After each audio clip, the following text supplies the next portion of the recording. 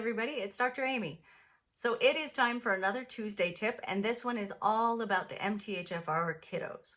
So I have a compound heterozygous mutation, so does my husband. So we are assuming that our daughter probably has some degree of MTHFR compromise, although we haven't had her genetics tested yet. We'll wait on that. It doesn't really matter. We're going to proceed as if, right? And so what that means, right? Supporting a healthy MTHFR kiddo does not necessarily mean diving into the supplements right away. What it does mean is making sure that their diet at home is as good as it can be, right? We really focus on high folate foods, high natural folate foods, not fortified foods. And so that's, things like beans, and she loves baked beans. That's a huge deal, right? We can have beanie weenies anytime. She loves that. But also we eat a lot of lentil dishes, a lot of veggie heavy dishes, right? Beanie soups, that sort of thing. So we really incorporate a lot of beans, a lot of dark green leafy vegetables. And I know everybody with kids goes, yeah, right.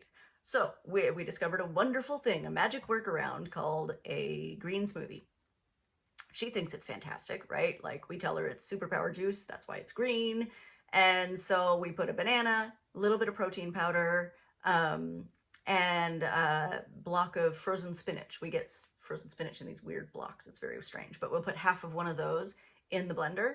She loves it. She loves the taste. She's into the color. Like it all works out. And so we can get her to eat those really easily. Also, we can incorporate a lot of greens into soups without it being too like weird, right? And so like a blended veggie soup is really easy. It may turn a green color and some kids won't do that. My kid happens to do that and that's good, but some kids won't. But also things like asparagus and avocados, like avocado toast is a big deal around my house. Now, for me, I make it on rice cakes because I am 100% gluten intolerant. Sabrina is not so far. Like she seems to be able to tolerate gluten.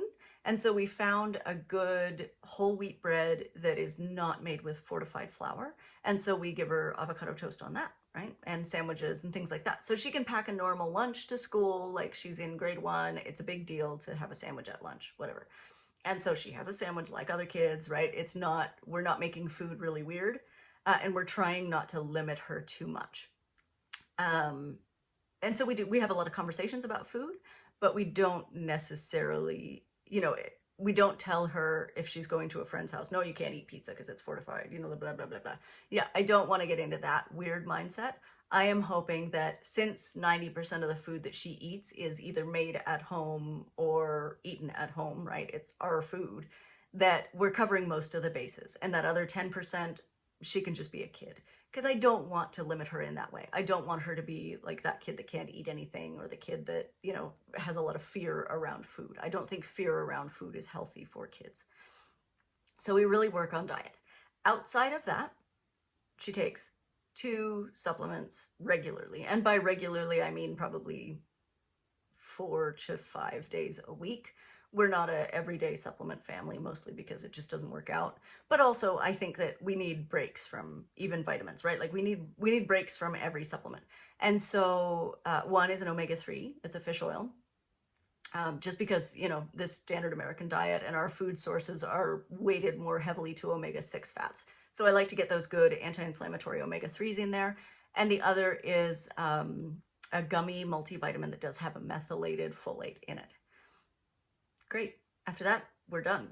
The other thing she takes occasionally is magnesium, because especially if she's had a really, rough and tumble day, or we've done a lot of cycling or something like that, then she'll get leg cramps at night. And so the magnesium stops those. So that's as needed. It's not like a everyday thing. It's just whenever she needs it.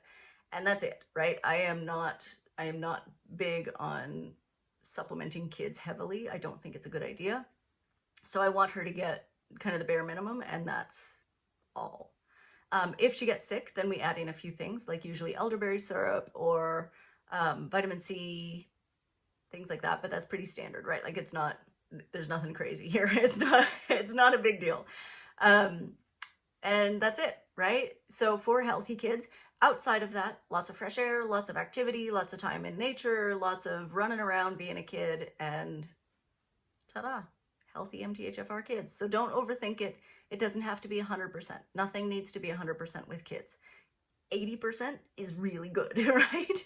If you can control 80% of it and do that well, the rest will be fine, right? Don't stress too much about having kids and keeping them in bubbles, right? It's just let them be kids.